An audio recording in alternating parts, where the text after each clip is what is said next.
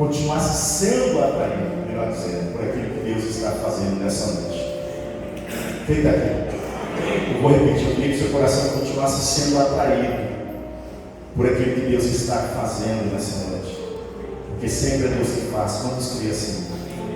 Então eu gostaria que o seu coração fosse atraído, fosse fisgado, que o seu coração fosse pego pelo Espírito Santo.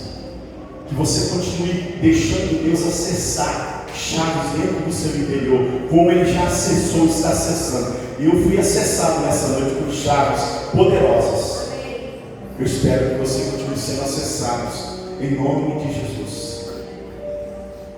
Nós começamos o nosso conferência profética no início desse ano. Como todos os anos nós fazemos 6 dias de conferência profética, e o tema foi o ano do crescimento e bondade de Deus. Quantos estavam aqui lembram? A diaconisa Esther pediu para que eu continuasse dentro desse tema durante que eu continuasse desse tema durante todos os trabalhos das primícias. Então eu queria, em nome de Jesus, dar um aditivo a esse tema. É como se nós tivéssemos dado uma puxada. Que, verdade, nós cremos que esse é o ano de crescimento.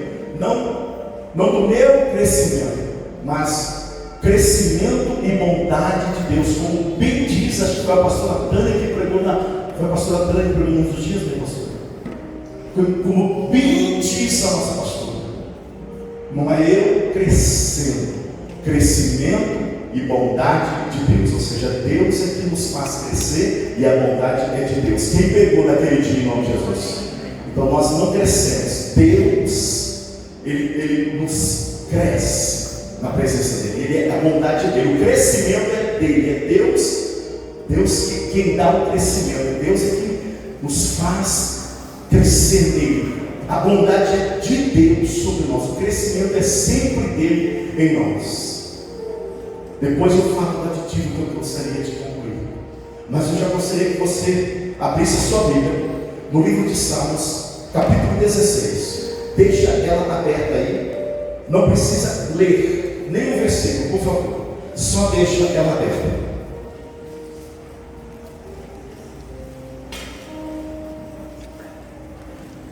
Deixa ela aberta no Salmo número 16. E se puder fechar e marcar com o dedo assim, ó, dobrar e olhar para cá, por favor. Quando alguém encontrar, faça isso.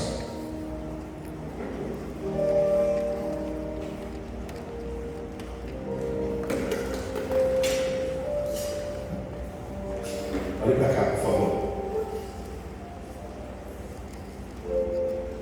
Há uma série, ela já tem um bom tempo, que ela é um documentário que fala sobre o mundo sem ninguém.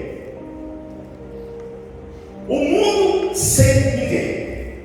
Eu queria que você não perdesse nada. O mundo sem ninguém. O que aconteceria, irmãos? O que acontece no mundo ou no mundo sem ninguém? Esse mundo sem ninguém. Essa série ela não dá vazão, não dá importância para dizer como o mundo sem ninguém. Ela não dá o trabalho para dizer, todos foram abduzidos, assim aconteceu. Ela não dá detalhes, ela não se preocupa para dizer como é que o mundo foi e ficou sem ninguém. A série, o documentário é o mundo sem ninguém. Aí começa. Interessante que são trabalho específico, importantíssimo, coisa de primeira. O mundo sem ninguém, uma semana, um ano sem ninguém, 100 anos sem ninguém, 1000 anos sem ninguém. Basta, mulheres de casa sabem, uma semana sem coisas mais supérfluas, coisa mais simples de uma casa, varrer uma casa. Aí mudou o comentário, começa dizendo: uma semana sem mulher varrer a casa. Pegue-nos, por favor. Um mês, um ano, sem ninguém. Sem ninguém nesse mundo. Sem ninguém. Imagina as usinas nucleares. Imagina se nós ficamos um período sem entrar numa casa que fica para alugar um ano. Quando se entra, nunca ninguém entrou para fazer uma limpeza, pelo menos. O tanto de teia de aranha, o tanto de mar. Senhor, eu vou correr aqui, eu preciso. A introdução, eu precisaria um tempo grande para você pegar o quão Deus quer dar uma chave dentro de nós essa noite. Mas faça ideia, o mundo sem ninguém. Sem ninguém para tratar água, sem ninguém, como que as florestas cresceriam, como que as florestas invadiriam as cidades, como que tudo invadiria, como que as coisas iam fluir, sabe, sem ninguém trabalhando, sem ninguém mexendo no metrô, sem ninguém dirigindo os automóveis, os ônibus, sem ninguém, todas as coisas que hoje nós utilizamos, todas as matérias, todos os recursos que nós temos neste mundo, que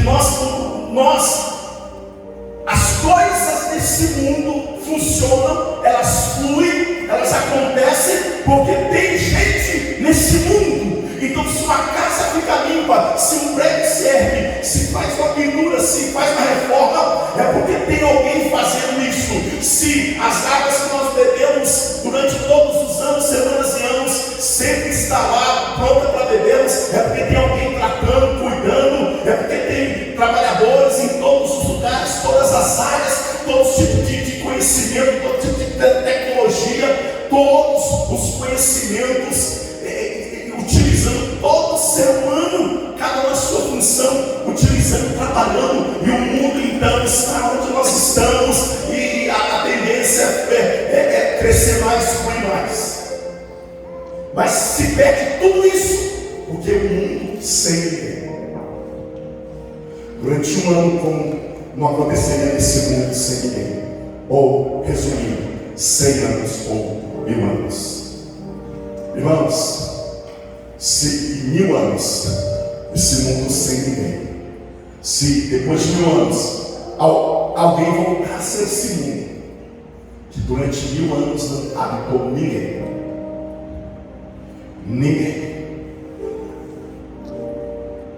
quando chegasse alguém desse mundo, já não teria nem evidências de que nesse mundo alguém, um ser humano, viveu nesse mundo depois de apenas talvez 100 anos no máximo, vamos colocar 1000 anos.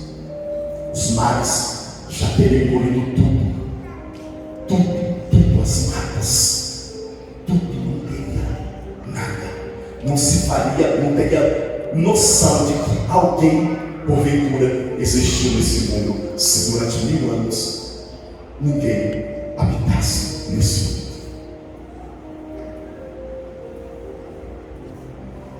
Existe uma ponte em São Francisco, que essa ponte ela é pintada diariamente ou dioturnamente. Diariamente. Essa ponte ela fica de reforma em reforma durante dias, semanas, meses e anos. Essa ponte nunca para de ser reformada. Ai, meu Deus. Pega essa palavra. Essa ponte não para de ser reformada.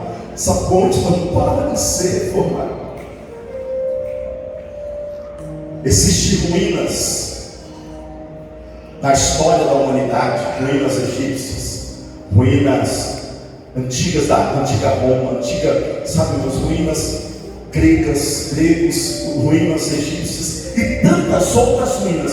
Por que chamam-se ruínas? Exatamente por isso. Porque um dia pararam de haver reforma nessas grandes catedrais, grandes coisas, engenheiro João Júnior, grandes coisas que foram no passado, deixaram-se de ter reformas nesses grandes impérios que houve no passado, e hoje são só ruínas. Tudo aquilo foi lindo um dia, foi novo, foi lindo, hoje são ruínas. E eu vou dizer para vocês, irmãos, quando a irmã serva de Deus falou aqui que quando ela treme sempre quando vem, é engraçado que o pastor não demonstra, né, que ele chega aqui quase para a banda dele, tudo, e consegue fazer uma piada no meio da mensagem, depois volta com a mensagem, parece que o pastor consegue, né? Parece que é fácil, mas Deus sabe, irmãos, Deus sabe o peso de trazer uma palavra, que essa palavra tem que ter a genuidade do Espírito, das Escrituras. Essa palavra tem que, porque toda palavra que é de Deus, ela tem um peso. Eu repito, a palavra de Deus, ela tem um peso. Ela tem tanto peso, ela é tão pesada. Se eu não usá-la conforme ela é, conforme está escrito, o meu peso é que Deus vai nos pesar segundo o que nós ouvimos ou o que nós falamos. O que Deus julgará, aleluia, os justos, os crentes, não crentes, por aquilo que eles ouviram ou por aquilo que eles falaram. Nós seremos julgados por aquilo que sabemos, que temos conhecimento.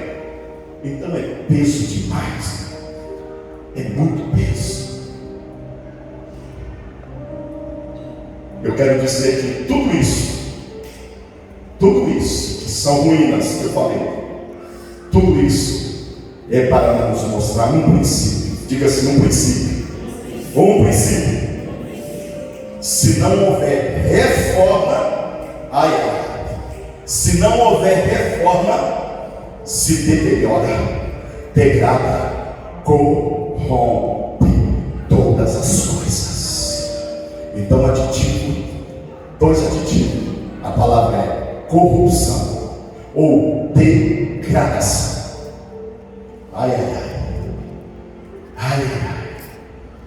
Essas coisas todas se corrompem, se degradam, vem a degradação, se deterioram, se corrompem, porque não houve uma reforma.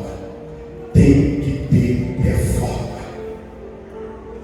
E eu digo, irmãos, que depois da queda do homem, depois que o homem cai lá no Éden, depois que o homem caiu no Éden, tudo tende à corrupção.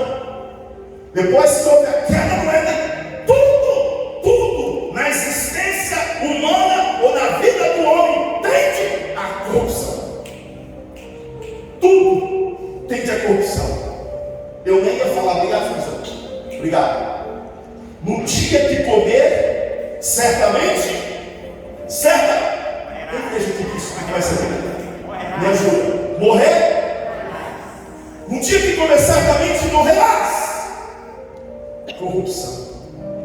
Porque Adão não era para morrer. Então, esquece a corrupção que os governos estão corrompendo todos os dias. Esquece essa ficou para outra mensagem. Vamos para a corrupção do homem vivo, nosso corpo. Nós, corpo ou nós, indivíduo, nos corrompemos.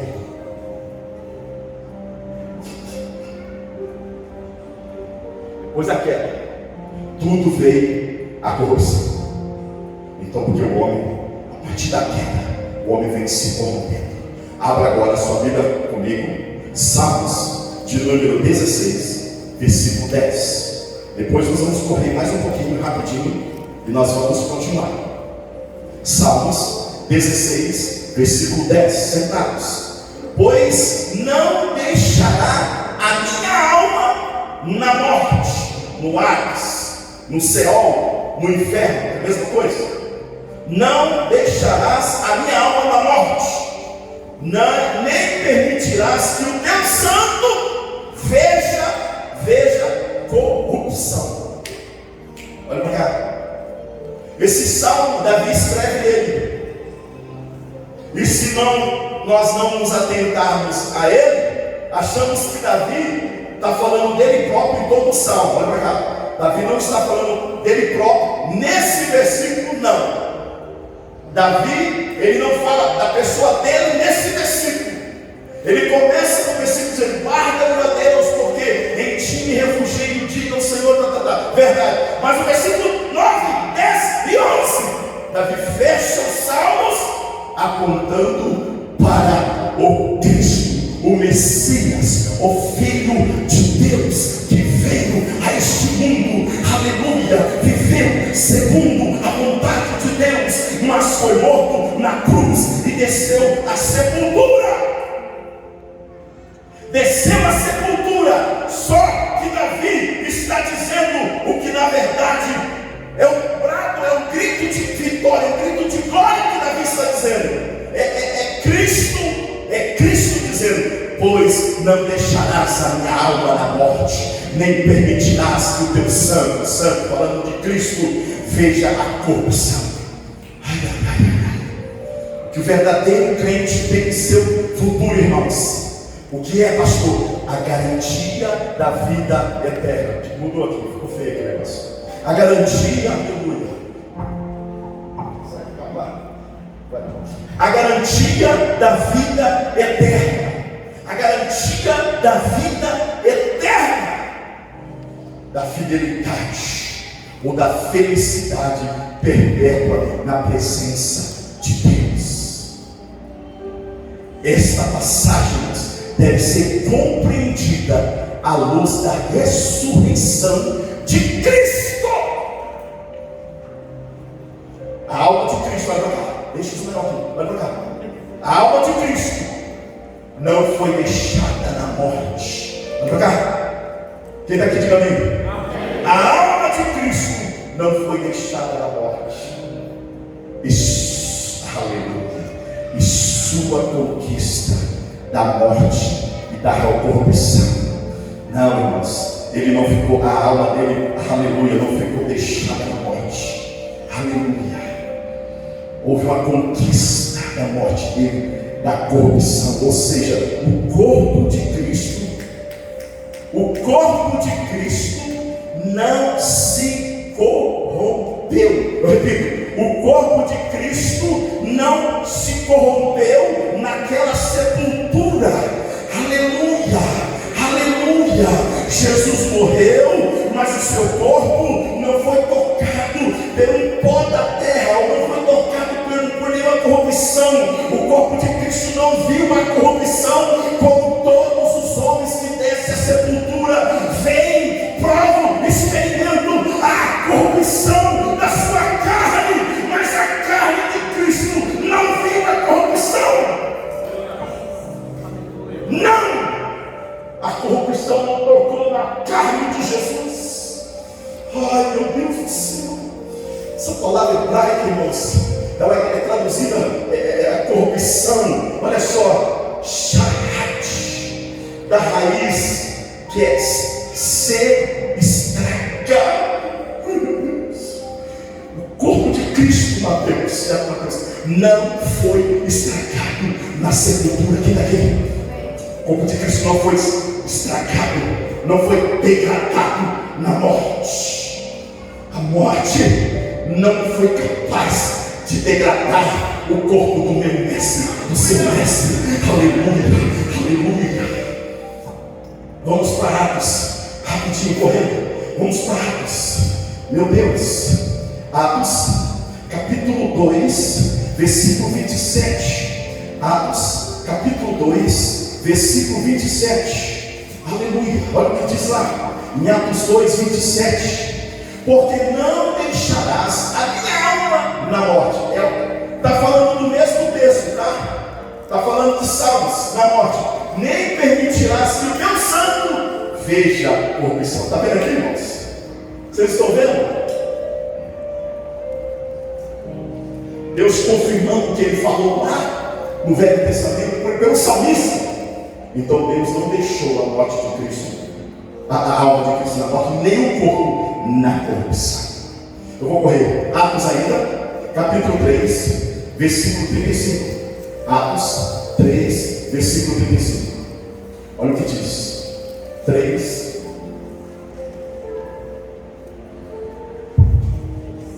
perdão, não tem 35, pastor. 3, vigia na terra. Atos 13, versículo 35. Não desliga não, fica ligado, por favor. 13, 35. Por isso, também diz em outro salmo: não permitirás que teu santo veja corrupção.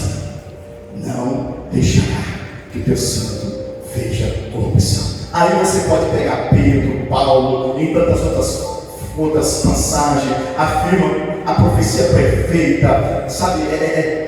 Eles falam da profecia, da preservação da corrupção,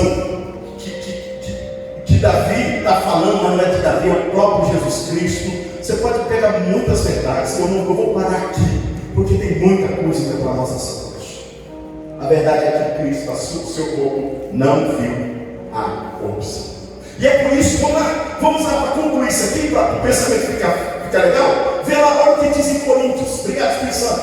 Coríntios, capítulo 15, versículo 42. Eu quero concluir essa parte aqui. 1 Coríntios 15, versículo 42. 1 Coríntios 15, 42.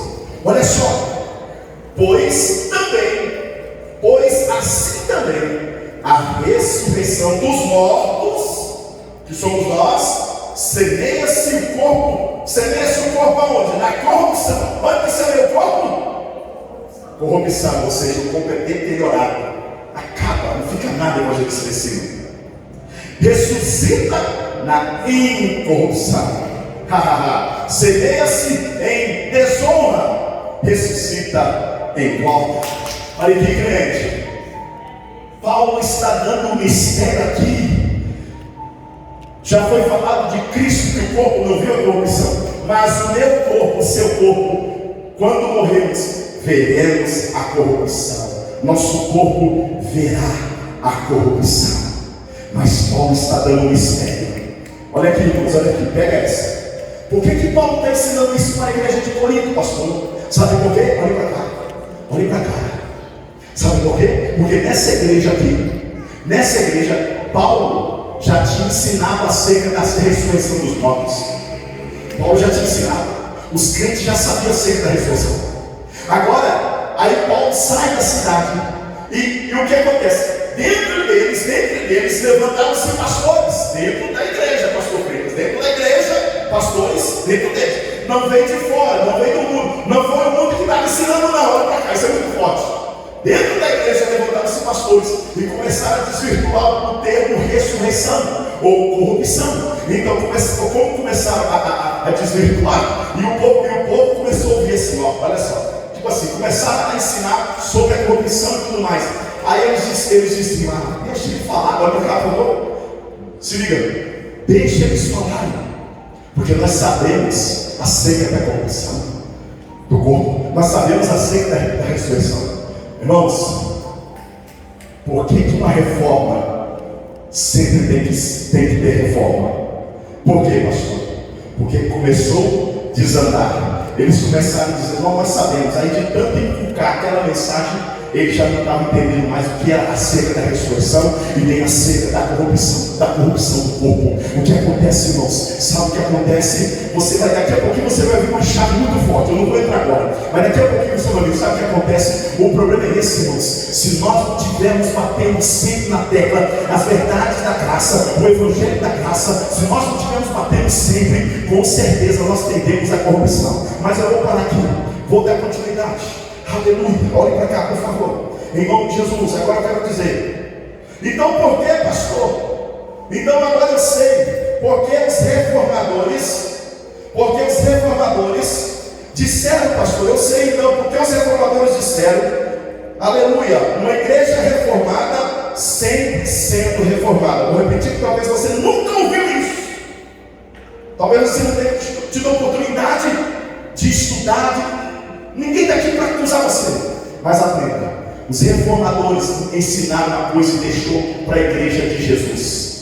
Uma igreja reformada sempre, sempre, sempre, sempre tem que estar sendo reformada. E vou dizer mais: quando Martim Lutero, aleluia, em 1500, fez a reforma protestante, aleluia, e todos os reformadores estavam seguindo a mesma linha. Ele não trouxe um novo evangelho, não foi trazer uma coisa nova para a igreja. Não, os reformadores não foi trazer coisa nova para a igreja. O que foi, pastor? O que os reformadores trouxeram? Os reformadores voltaram aquilo que os apóstolos aprenderam de Jesus Cristo na igreja primitiva. A igreja, durante esse tempo, teve muitas bênçãos, mas muitos problemas. Se perderam o que eles ganharam lá no início do evangelho. Então, por que houve a reforma? Para voltar, reforma, pega a palavra reforma, reforma, reforma, reforma, trazer de volta o verdadeiro e genuíno evangelho de volta, porque já havia se degradado, já havia se corrompido. Então teve que trazer de volta o evangelho. Uma igreja reformada sempre tem que estar sendo reformada. Ai, meu Deus do céu, ai, Espírito Santo, sempre, sempre, sempre, porque se a reforma parar, logo estaremos aonde estávamos antes. Se a reforma parar, logo estaremos aonde estávamos antes. Se ela parar, estaremos aonde estávamos antes. Você pegou a introdução da palavra nessa noite? Já está ter sentido aí? A ideia da reforma da igreja protestante, já falei, não era trazer coisas novas para a igreja. Toda estratégia tem que ser baseada nas Escrituras. Essa casa tem vivido estratégias para a glória do Pai, glória a Deus por isso. Mas toda estratégia tem que ser baseada nas Escrituras. Toda estratégia que uma igreja realiza, faz para Deus, tem que estar baseada no que a Escritura diz. Condiz com a Escritura, glorifica o nome do Senhor. Então nós estamos dando continuidade à reforma, à reforma, à reforma para a glória do Senhor Jesus. Tem que condizer com as Escrituras.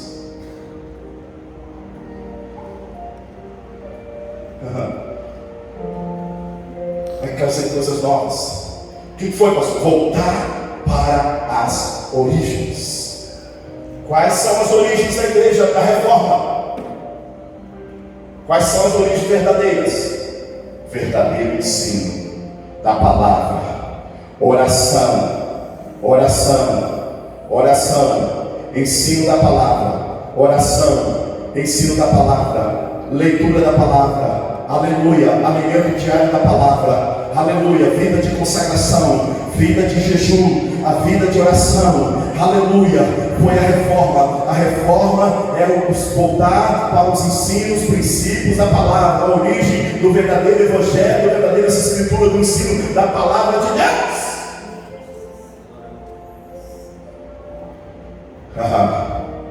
Tinha se perdido tudo isso.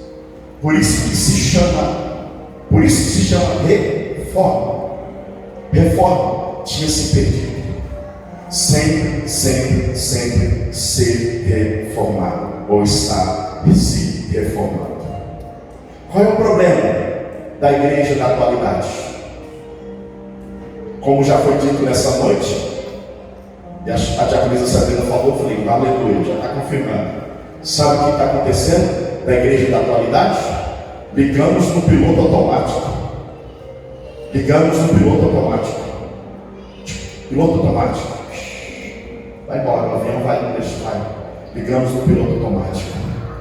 E segura aí. Segura aí. Segura aí. Pode ser que você vai ficar muito chateado com o seu pastor. Muito triste. Mas eu não tenho esse problema mais. Já estou com 53 anos de idade. Esse ano eu faço 54, que ano passado era 54 que eu tinha feito, mas eu me enganei, minha irmã falou que não é 54, é 53. Então, glória a Deus que eu voltei atrás, mas o ano aleluia, esse ano eu vou ser 54. Aleluia. Ela disse: ó, deixa lá, como você tem 54, você tem 53, você nasceu depois de mim, aleluia, aleluia. Vamos lá, ligamos o piloto automático. Nós cantamos, mexemos no som, fazemos cantina, ajuda nisso, ajuda naquilo, vem para a igreja na quinta, ou não vem na quinta, durante o ano todo, mas vem no domingo pelo menos. Alguns devolvem o dízimo, e aí, etc. Cuida do data show, toca o teclado, toca a bateria, toca o violão, cuida disso, faz isso aí, limpa a igreja, vem para o culto, aleluia. E muitos eles estão achando que estão fazendo favor para Deus. Nossa, meu Deus, hoje eu tenho que ir para o culto, vou lá fazer um favor para o Senhor. Não fala com a palavra, mas fala com atitude, fala com a vida, fala com a forma de ser e de viver descompromissado com Deus que te salvou, que te libertou, que te tirou das garras do inferno, das trevas. Nós não falamos com a boca, nós falamos com as nossas atitudes o quanto esse Deus deve para nós, porque nós devolvemos o dízimo que a gente tem que cantar, que a gente se esforça para morrer de cansado durante toda a semana, e a gente tem que estar domingo, ou tem que estar lá de manhã no bazar. Meu Deus! A gente está se esforçando para fazer a vontade de Deus. A gente quase morre e Deus não vê que a gente está morrendo de fazer a vontade dele. A gente está, ai meu Deus, não tem mais sangue na veia. A gente está se lascando todinho e Deus não vê que a gente está pagando preço para a obra dele, para ele. Deus não vê que, ai, eu estou com tanto problema e Deus não consegue ver o meu problema, a minha dor. Deus não vê o tanto que eu sofro. Deus não vê as minhas dores. Deus não vê esse marido tribulado, essa esposa tribulada, esse filho. É patrão, é tanta coisa que eu enfrento nesse mundo, e Deus não consegue ver isso em mim. Coitado de mim, eu sou um coitado, sou uma coitada. Deus não vê que eu sofro, Deus não vê que eu tenho problema. Mas eu vou lá na igreja, eu vou dormir 6 horas da tarde. Não dá para chegar 6, eu chego 6h10, 6h15, 6h20, porque eu vou terminando, eu chegar. Deus vai ver que eu cheguei descompromissado, só a graça de Deus. Eu cuido das crianças, eu me dou a vida para saber coisa. Eu trabalho tanto, eu estou me dedicando para aumentar meu dízimo da igreja, e Deus não vê que eu estou oferecendo, eu estou pagando preço para isso.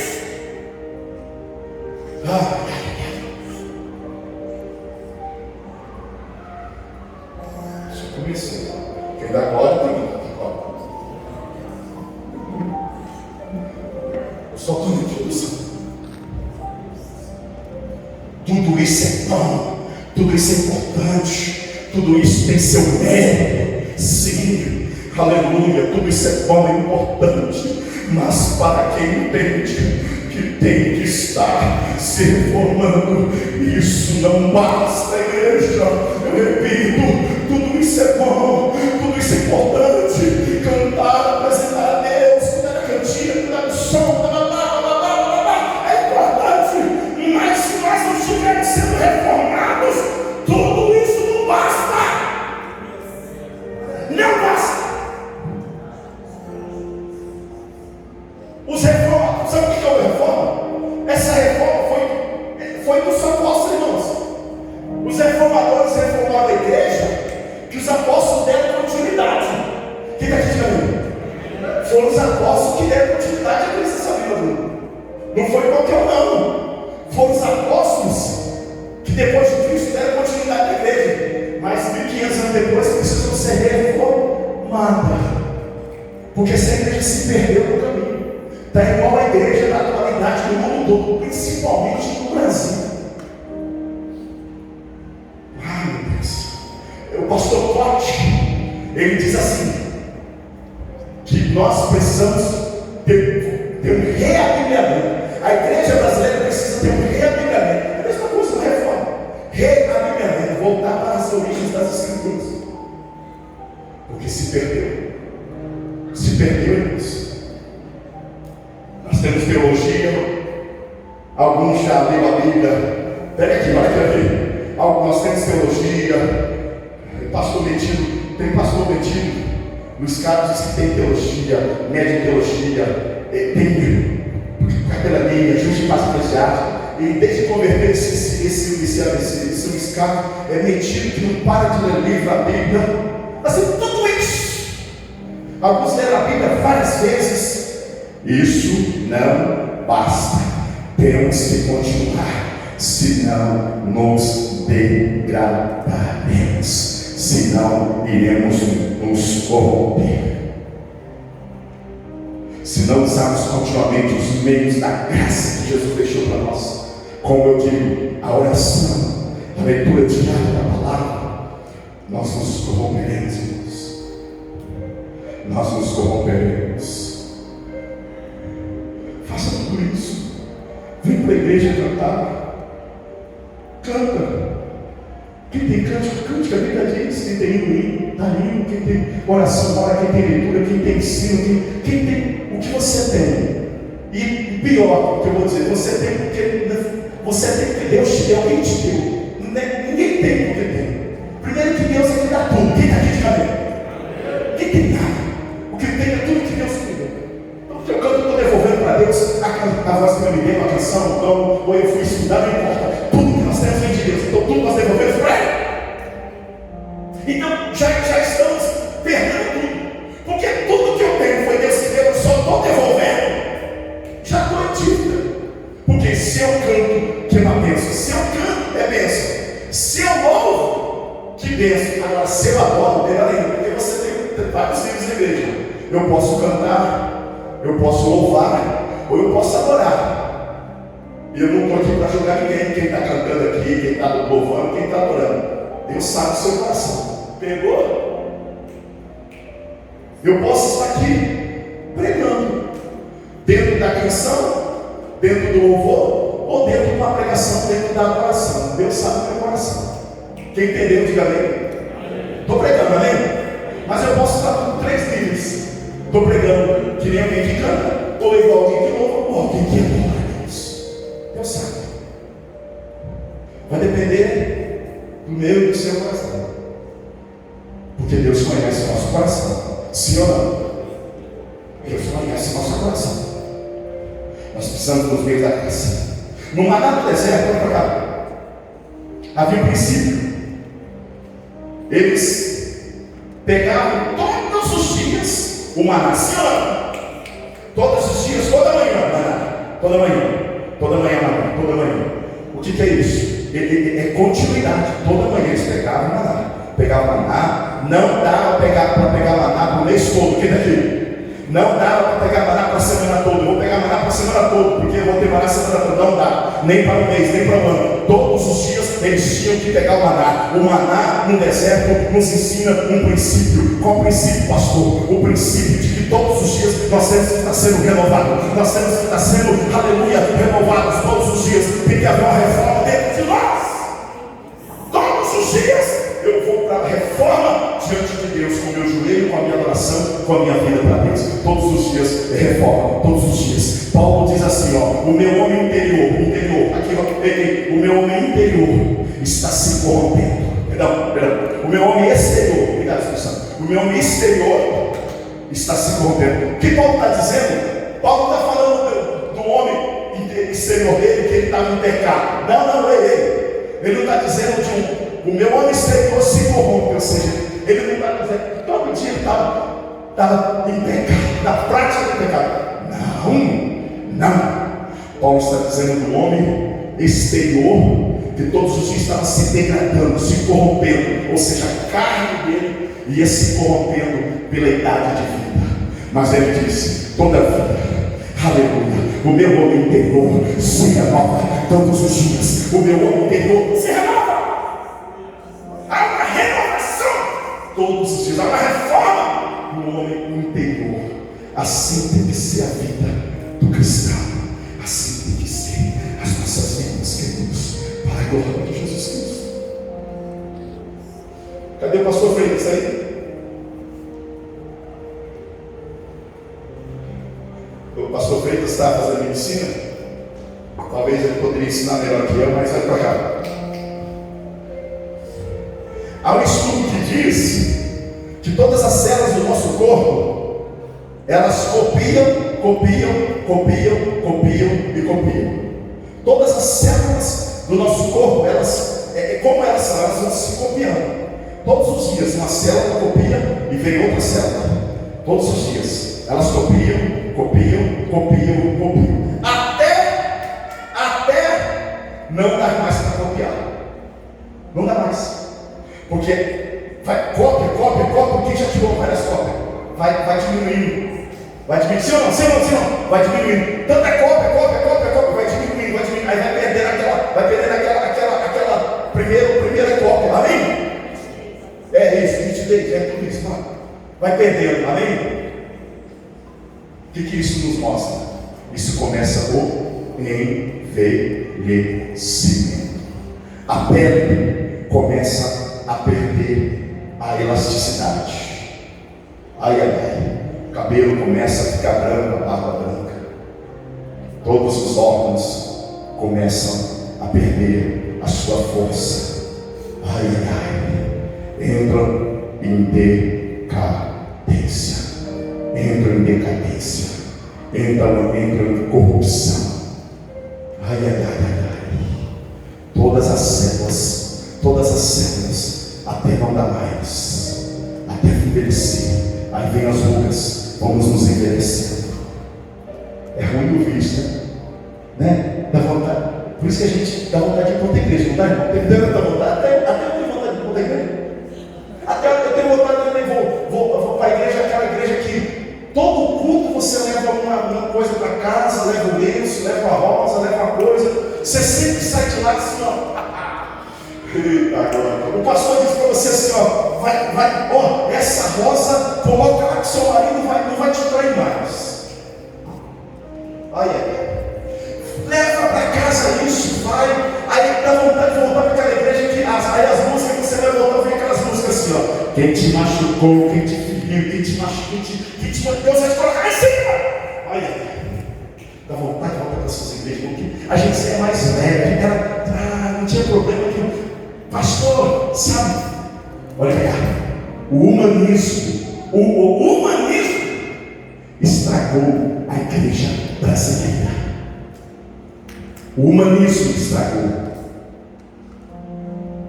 a igreja brasileira. Foi estragada pelo humanismo. Depois eu volto aqui, segurei. Foi estragada. Tem psicólogos aqui e tudo mais. 10 precisa ter. Mas olha para cá. Já pensou? Se Jesus com aquela mulher lá na beira do poço, ele começou com uma psicologia. Olha para cá. Me dá.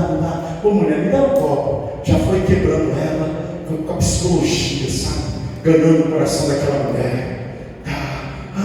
Tu é judeu e nós somos a gente não se fala. Não, mulher, fica à vontade, dá uma palavra aí, deixa de ser deixar. Me dá aí, vai, tal. Aí Jesus vai. Aí daqui a pouco a conversa vai. Olha para cá. Aí daqui a pouco Jesus diz: chama o teu marido. Aí a mulher diz: não tenho marido. Aí Jesus, se ele quisesse continuar na psicologia, ele diria assim: vem aqui, Bruno, faz favor. Eu prefiro minha esposa, vai. Fica aí. Você não, cara. Mas isso não, pastor. Esse pastor, meu Deus. Vem aqui. Ele podia continuar a conversa, psicóloga. Frente, você não vai falar, não, você tem que ouvir o que eu vou concluir. Depois você vai falar se eu estou errado, não. Vigia na terra, meu doutor. Aí, ele podia dizer assim: não, fala assim: não tem marido. Ô, minha filha, escola. Não tem esposa. Não tem mesmo. Vai perguntar isso. Eu profetizo. Jesus, psicólogo. Filha, acredite. Você é linda, você é bela. Acredita que, por mais que você não tenha, mas Deus é capaz de dar uma esposa para você. Eu tenho você é capaz, vai para o salão de beleza, vai se arrumar, vai melhorar. Então, olha, eu tenho certeza, se você, alguns meios que você vai fazer, você vai encontrar uma linha, você vai ser feliz. Senta na frente, por favor. Obrigado. Quem está aqui, diga amém. O psicólogo, se ele continua a conversa com o psicólogo, eu sei que eles farem melhor que eu, tanto a Tamires como o Tiago Mateus, com certeza. Mas se ele vai na pegada, aquela mulher sai de lá, poxa, eu vou lutar, eu acredito que eu vou conseguir uma luta. Mas aí Jesus deixou a psicologia e diz assim: olha para cá, disseste a verdade, pois tiveste 6 maridos, e o que tem não é teu.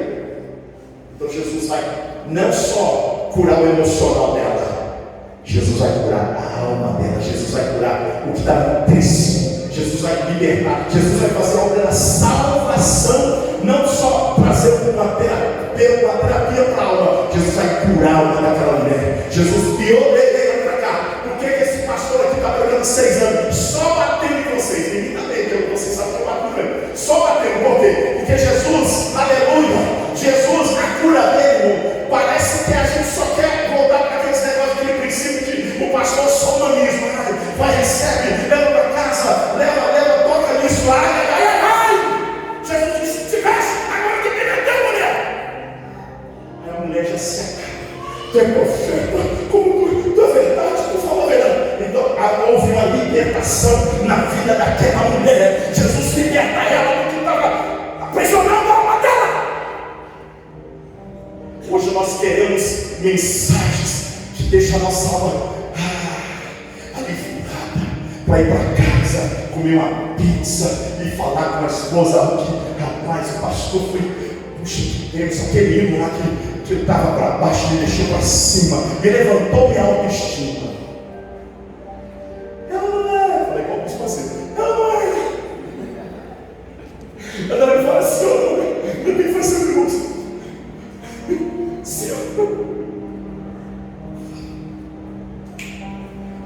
Sabe qual é o problema, irmãos?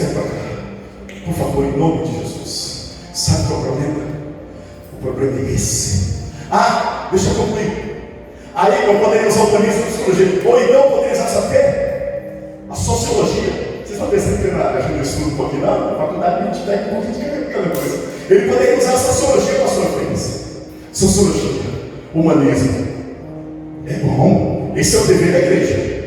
Mas, olha para cá, desde que a igreja entenda, eu sei que tem gente que deve estar falando: meu Deus, pastor, fala mesmo, que é isso? Desde que a igreja entenda que isso não é sociologismo, isso aqui não é sociologia. O sociólogo diria assim, como Jesus disse para aquele jovem rico: Senhor, o que eu preciso para ir ao reino dos céus? Você cumpre o mandamento. E eu vou pegar outro dia eu pego a mensagem que a irmã deu, viu? Lá do Amarás, Deus. Rapaz, nossa, é forte. Então vamos lá. Aí, Amarás, eu tenho feito tudo isso. Falta uma coisa. Porque se ele fica na sociologia, ele diz assim: ó, beleza, jovem, tu é o cara. Tu tá ajudando, tu tá cumprindo os deveres, tá cumprindo tal, certo? A lei diz isso, eu estou cumprindo, beleza. Continue, ó, não esquece, de vez em quando uma cestinha básica para mim precisa, tá? Porque você não pode esquecer também dos pobres, tá? Beleza, sociologia, isso aí, claro. Esse Jesus é o cara. Esse Jesus é o cara. Cara, eu estou cumprindo toda a lei, ele falou que eu estou 10. Mas aí Jesus disse assim, ó: uma coisa ainda te falta. Uma coisa ainda te falta. Ele sai da sociologia e diz: uma coisa ainda te falta. Vai, vende tudo que você tem e gasta. Por quê? Porque Jesus vai tirar daquele homem aquilo que ele estava apegado, aquilo que era a vida dele, toda a riqueza era a vida. Ele não era capaz, porque, irmão, é outra mensagem. Porque a pegada é: o que eu farei para herdar a vida eterna? A questão está na pergunta. Parece que Jesus disse que ele não precisava mais nada, quando ele disse que estava cumprindo toda a lei, os profetas. Mas Jesus disse: uma coisa ainda te falta. Vende tudo e Deus come. Porque para aquele homem faltava ainda uma coisa. Ele estava cumprindo a lei, estava cumprindo os profetas, os mandamentos. Porque, lei, profeta e mandamento é uma coisa. é o que a irmã deu. Mas o evangelho é outra coisa. Deixa eu contar de ai.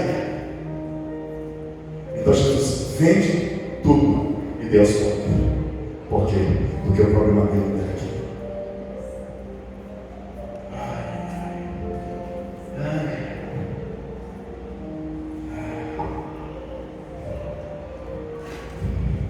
Uma célula vai se reproduzir, ok? Chega até o envelhecimento. A pele perde a acidez, Agora olha para cá. Cadê o pastor Freitas? Olha lá. Existe uma célula que ela não precisa, ou uma célula que não vai se degradando. A célula sanguínea.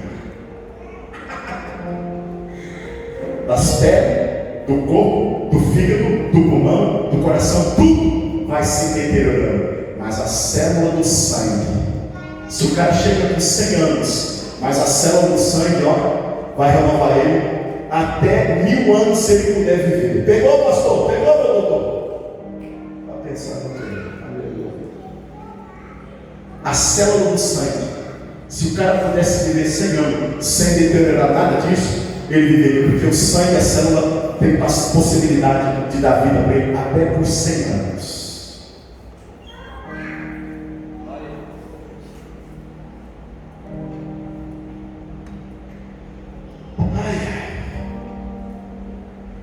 Se eu aceitasse ser pastor de uma igreja que não condiz com o princípio da palavra ou daquilo que eu creio, pega isso, estou concluindo.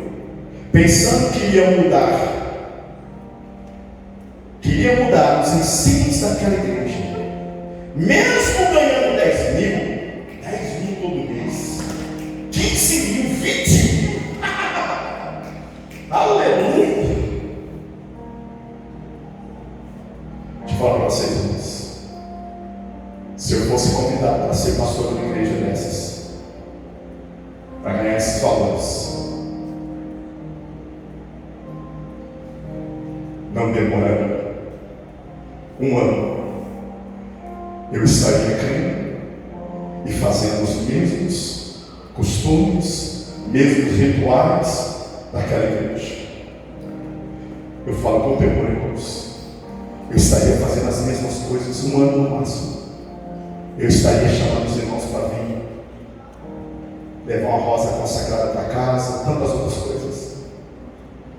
1 ano, irmãos. 1 ano, no máximo seria, no máximo 1 ano, seria suficiente para eu começar a me degradar, me corromper. Seria 1 ano no máximo.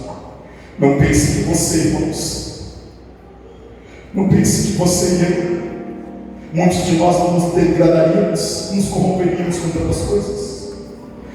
Não pense, irmãos, porque tem que haver reforma constante. Porque nós nos degradamos fácil. Eu não vou ler, mas eu quero que você venha com seu coração aqui agora para mim, por favor. Não demoraria 1 ano. Eu já estava ensinando os mesmos. Eu já estaria ensinando os mesmos princípios que aquela igreja estava ensinando isso. 1 ano no máximo. Não se engane, não se engane. A pastora falou, mas eu sou capaz. Eu sou capaz. Olha para cá. Cadê esse Ismaelzinho? Já subiu? Cadê esse Ismael? Eu chamo o mesmo. Eu falo.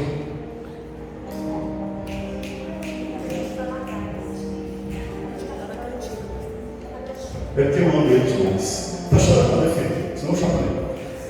Não demoraria, Ismaelzinho, 1 ano, filho. Se todos os dias Deus colocasse na sua conta, todos os dias você chegasse na sua conta, você ganha, sei lá, 1.000, 2.000, não importa, mas todos os dias chegasse lá e tivesse 5 mil, e durante o mês mais de 100 mil.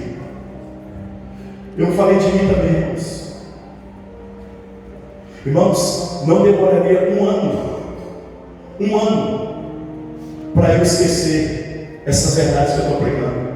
Não demoraria um ano para você esquecer aquela mesa de som lá que você vai falar com o pastor direto, mas você sabe que o pastor te ama, filho. E a pastora também.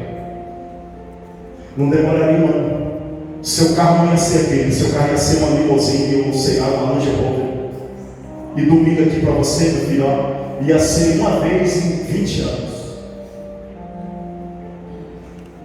Eu precisava falar isso para você, porque foi o Espírito que primeiro falou comigo. E eu poderia contar com qualquer um de nós aqui, irmãos. Não demoraria um ano. Um ano! Se Deus colocasse coisas em nossas mãos. Se Deus, irmãos, colocasse coisas de ignorância, de mentira nossa, quando a gente diz, ai meu Deus, se eu jogar na última vez na cena, se eu ganhar uma vez, o pessoal diz uns 100 milhões, ai, uns 30 milhões.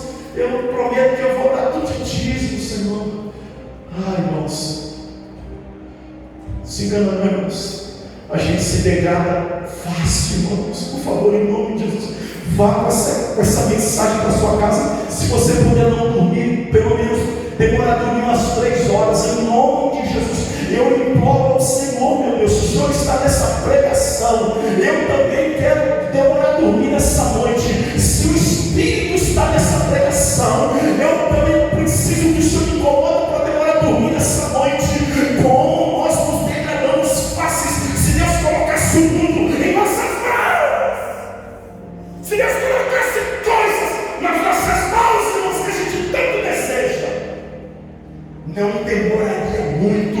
Nós nos degradaríamos, nós nos corromperíamos rapidinho, igreja. Por que, pastor?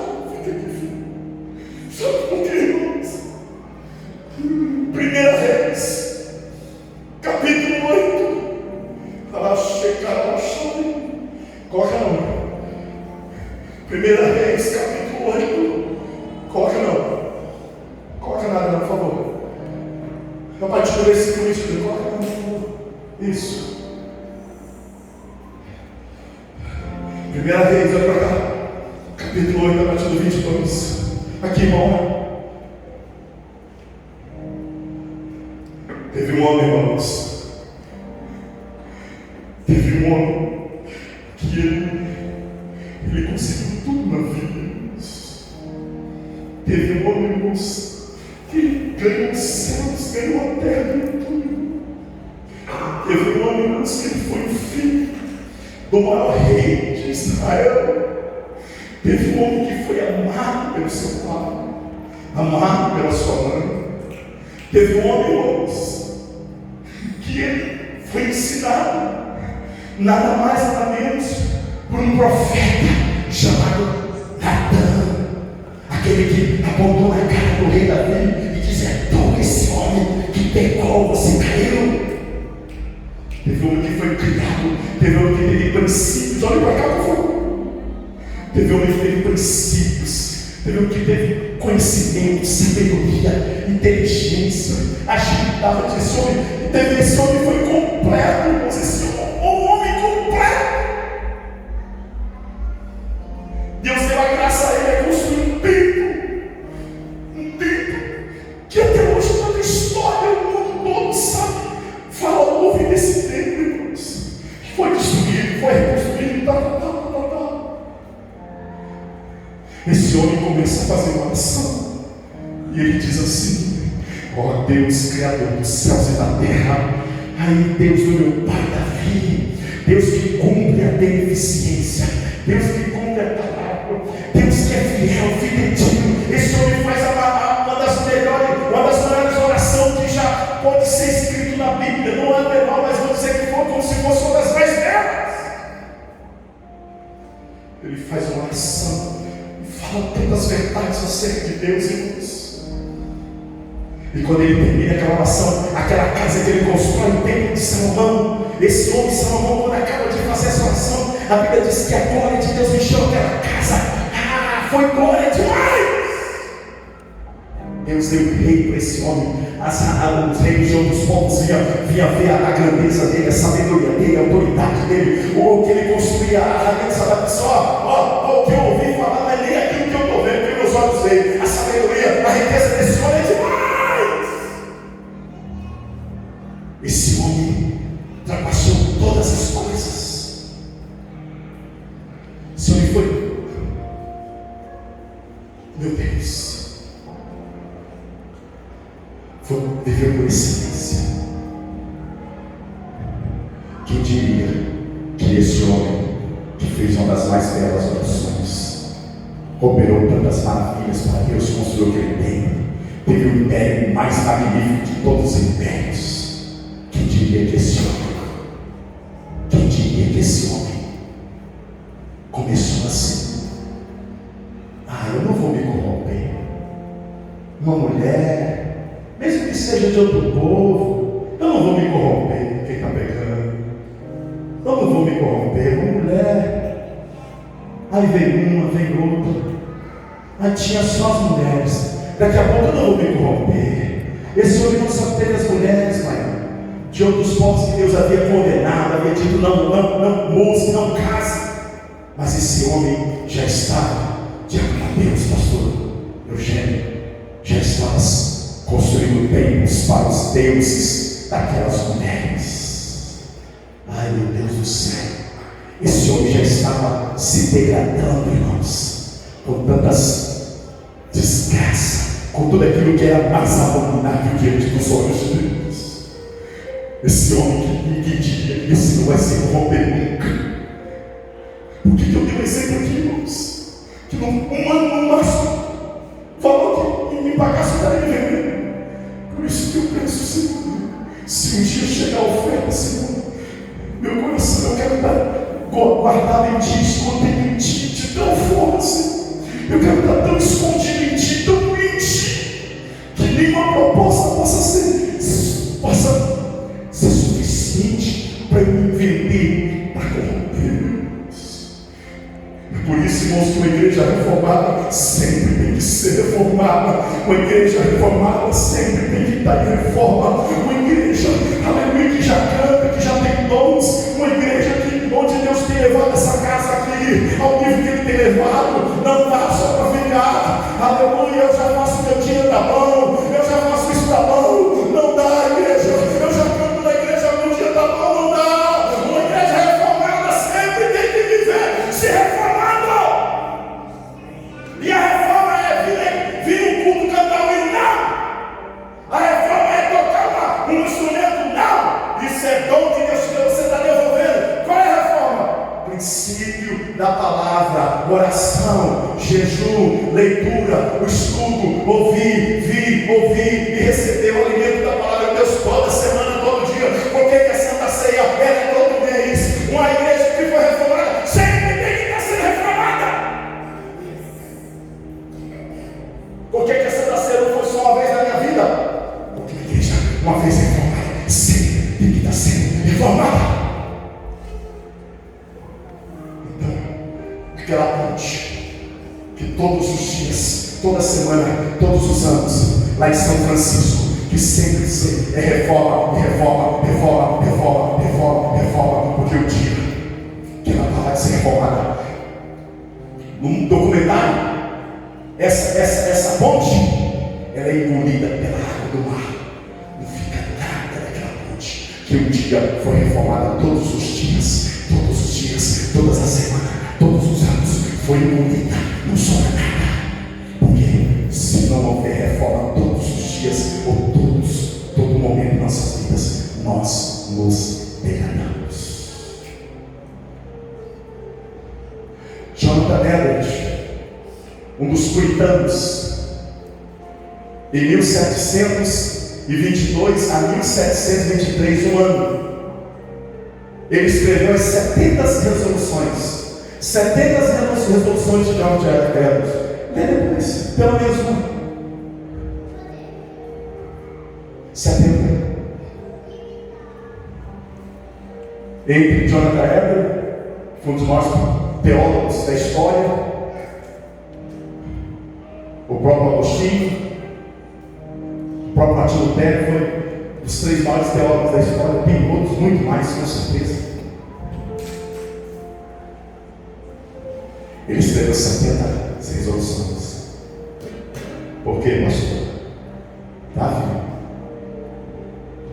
Porque Jonathan Edwards sabia que uma igreja reformada sempre tem que estar sendo reformada. Eu termino aqui.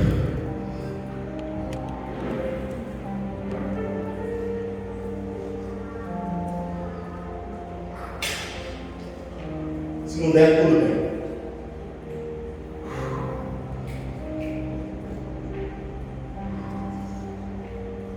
Resolvi que farei tudo aquilo que seja para a maior glória de Deus. Hã? Não dá, né? Deixa lá. Para a glória. Pode deixar. Resolvi que farei de tudo aquilo que seja para a glória de Deus. E para o meu próprio bem. Pega aqui. Para a glória de Deus, para o meu próprio bem, aproveito e agrado durante todo o tempo de minha peregrinação, sem nunca levar em consideração o tempo que isso exigirá de mim, seja agora, ou pela eternidade fora. Resolvi que farei tudo o que ser o meu dever e que traga benefícios para a minha humanidade, as pessoas em geral, não importando quantas ou quão grandes sejam as dificuldades que venha a enfrentar. Coloca lá a oitava para concluir. Depois, se você ler, por favor. Vocês leiam, por favor. A oitava, é uma chave também. Passa aí, filho. Resolvi ser a todos os níveis. Tanto no falar como no fazer. Como se não houvesse ninguém mais vil que eu sobre a terra. Olha aqui, deixa aí. Irmão, sabe qual é o nosso problema? O nosso problema é que nós somos tão bons, tão especiais, que nós nos endeusamos. Nós achamos que somos tão bons que a gente não consegue fazer nem a oração de Neemias, que ele não tinha pecado contra Deus, mas ele diz na oração: Senhor, perdoa, eu e minha família pecamos contra ti. Ele não tinha pecado. Esse é um verdadeiro intercessor. É alguém que se coloca no lugar de ontem. É alguém que se difama. Eu estou na bênção, eu sou santo. Mesmo santos pedem perdão e confessam os seus erros. Olha lá. Não houver ninguém mais vil que eu sobre a terra. Como se eu próprio houvesse cometido esses mesmos pecados. Como se eu próprio, mesmo que não tenha cometido, houvesse cometido esses mesmos pecados, ou apenas sofresse as mesmas debilidades e falhas que todos os outros. Também nunca permitirei que o tomar conhecimento dos pecados dos outros me venha trazer algo mais que vergonha sobre mim mesmo e uma oportunidade de poder confessar meus próprios pecados e minhas misérias a Deus. Sabe qual é o problema da igreja brasileira? Nós nos convertemos, viemos para a igreja, levantamos a mão e não recebemos a graça salvadora de Cristo em nós. Não recebemos nem os benefícios da graça. Nos tornamos crentes religiosos. E aí a nossa vida é cuidar mais da vida do filho, cuidar mais da filha do filho, da filha do outro, do que dos nossos filhos. Nós temos um grande problema. Nós temos grandes problemas dentro das nossas casas. Mas nós somos tão crentes religiosos que nós temos tempo para falar mais da vida de outros irmãos, de outras irmãs, ou de filhos de outros crentes, sabendo que dentro das nossas casas tem grandes problemas para nós resolvermos. Isso é crente religioso. É uma religiosidade, é um farisaísmo. Irmãos, nós precisamos pedir, confessar pecados a Deus. E parece que a igreja entendeu que os pecados só são aqueles quando alguém adultera, quando alguém comete alguma coisa. Tantos pecados que são dentro de nós, estão dentro de nós. E nós vamos maquiando esses pecados, nós vamos maquiando, nós vamos maquiando, nós vamos maquiando, nós vamos maquiando. E aí a gente consegue ficar 20 anos, 30 anos dentro da igreja, fazendo alguma coisa para Deus, e não conseguimos encontrar a verdadeira graça. Que nessa noite nós nos arrependamos dos nossos pecados, que nessa noite nós fazemos a oração, as resoluções desses homens de Deus. Não importa se talvez eu não peguei como alguém, mas me coloco, porque às vezes alguém que vem na oração aqui, tem obreiro que nós estamos um ano e pouco de oração nessa casa. Olha para cá, irmãos, um ano e pouco. E foi falado na reunião de obreiros. Um ano e pouco. Tem obreiros que não vêm um dia, uma sexta-feira. Será que é porque o pastor quer ver você aqui? Ou porque o pastor ama a sua alma, ama a sua alma, ama a sua alma, ama a sua alma? Por que será, irmãos, que é? Eu não falei para vocês que dá vontade de ir para congregar na igreja, que é mais fácil? Eu também tenho vontade, irmãos. Seria mais fácil para nós. Eu diria tudo, sabe? A gente sai em paz com o pastor. Aí não tem problema, irmãos. Não pode sair todo mundo me odiando. Por isso que às vezes eu dispenso muitas pregações. Porque eu não consigo mais, irmãos. Não tem como mais. Receba vitória, receba bênção, seja cheio. Deus vai fazer, é o seu dia. Hoje sabe qual é o problema? Eu vou falar. Sabe qual é o problema? Quando a gente está com isso aqui, a gente faz a coisa do fogo cai e desce. Quando a gente está com isso aqui na mão, a gente é mais crente que todo mundo. E por que a gente não consegue ser crente quando a gente está orando, quando nós estamos reunidos? Por que a gente não consegue fazer oração, aquela oração de fogo, quando a gente não está com o microfone? Alô?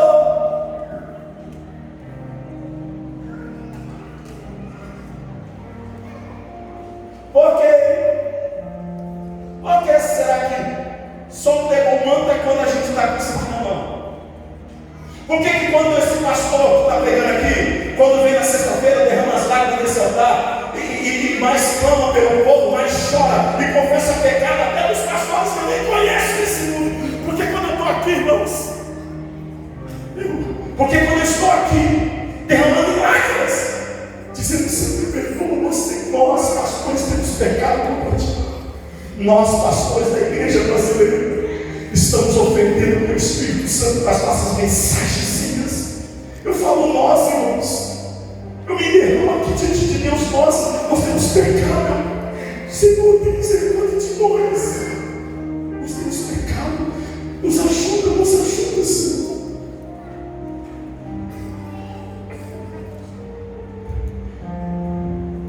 Uma igreja, irmãos, que foi reformada sempre tem que ser reformada. Então que o Senhor Deus tire o seu sono nessa noite, em nome de Jesus. Que o Senhor Deus tire o seu sono. Que você, pelo amor de Deus, entenda que é muito bom que você já tem. Isso aí é a sua obrigação de novo para Deus. Uma igreja reformada sempre tem que ser reformada. Eu clamo, Senhor, por nossas vidas nessa noite. Eu imploro, Senhor, a tua graça. Eu lhe suplico, Senhor, ter perdão dos nossos pecados. Senhor, é só uma oportunidade para nós, que a gente, rapidinho, nós estamos no tempo, nos degradando, nos corrompendo. Obrigado, porque quantas vezes eu já pedi tantas coisas para o Senhor e o Senhor não me deu, Senhor. Obrigado, porque coisas que eu desejei, o Senhor não me deu. Eu te louvo porque o Senhor me fez entender, meu Deus. O Senhor me fez entender e já tem um tempo, já que eu já entendi, que eu não quero outra coisa senão a tua vontade. Como Charles Spurgeon fez uma oração, entre milhares de oração que ele fez, um homem maravilhoso de oração. Quando ele declara: Senhor, Senhor, você tem uma coisa que eu desejo. Se eu desejo tanto essa coisa, se essa coisa ela está fora de ti, se ela não está em ti, não está pronta no Senhor, então ele diz na oração, e eu oro agora também, se essa coisa que eu desejo, se você quiser concordar, concorda, se essa coisa que eu tanto desejo não está em ti, então desejo ver o meu desejo descumprido, que ele não se cumpra, para que se cumpra a tua vontade na minha vida, se cumpra o teu querer, Senhor.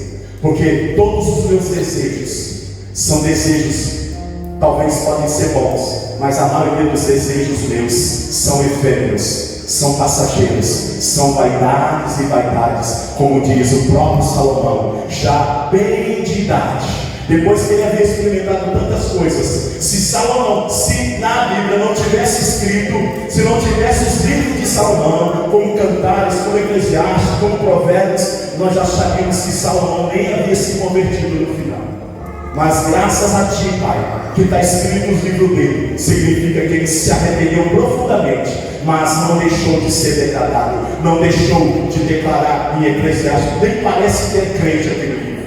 Quando ele diz vaidade, vaidade, toda vaidade, quando ele começa a falar como se fosse um homem natural, Senhor. Porque Salomão entendeu, quando afastou-se da tua presença, quão miserável é o homem sem Deus, quão miserável é o homem que recebe tantos benefícios de Deus e se esquece, vira as costas, ou para de buscar, de se renovar, de se renovar, de se renovar e se degrada. Nos ajuda a não cair nesse princípio, nos ajuda a buscarmos a tua face intensamente. Quem crê, diga amém. Pai, eu oro pelos dizimistas e os ofertantes dessa noite.